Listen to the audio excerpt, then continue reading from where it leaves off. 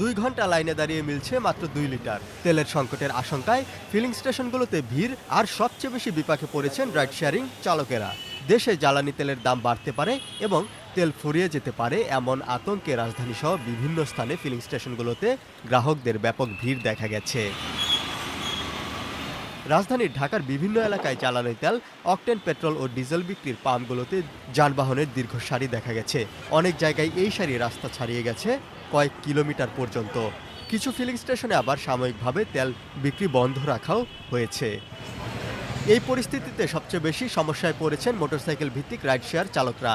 ৭ March সরেজমিনে দেখা যায় অনেক মোটরসাইকেল চালক 2 থেকে 3 ঘন্টা পর্যন্ত লাইনে দাঁড়িয়ে আছেন। দীর্ঘ অপেক্ষার পর তারা পাচ্ছেন ৩০০ টাকার অকটেন, যা 2 লিটারের সামান্য বেশি।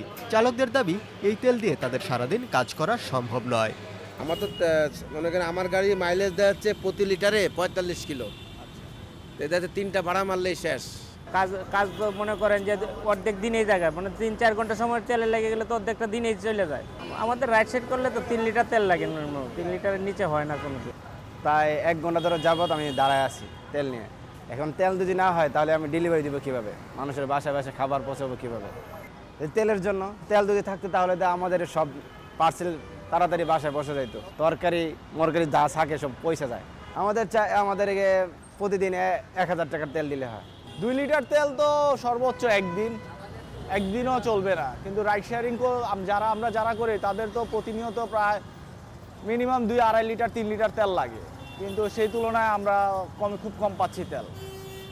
এখন কোনো পাম্পেই তেল নাই, এখন যেখানেই পাচ্ছে মানুষ ওখানেই যাচ্ছে। জাহিদুল ইসলাম মোটরসাইকেলে রাইড শেয়ারিং করেন। মোটরসাইকেলের তেল শেষ হয়ে গেলে তিনি রাজধানীর বিজয় সরণির একটি পেট্রোল পাম্পে তেল নিতে আসেন।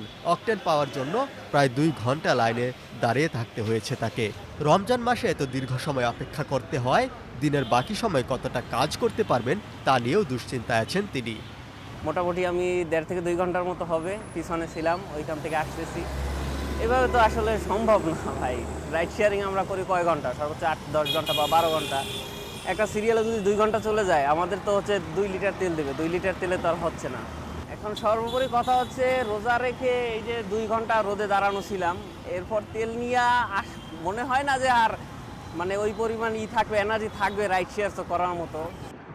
গত 28 ফেব্রুয়ারি ইরানে যুক্তরাষ্ট্র ও ইসরায়েল হামলা চালায়। এরপর থেকে ইরানও পাল্টা হামলা চালিয়েছে।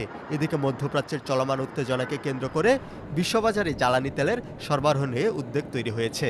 বিশেষ করে হরমুজ প্রণালী দিয়ে বিশ্বের বড় অংশের তেল পরিবহন হয়, সেখানে অস্থিরতা দেখা দিলে বৈশ্বিক বাজারে প্রভাব পড়তে পারে এমন আশঙ্কা রয়েছে।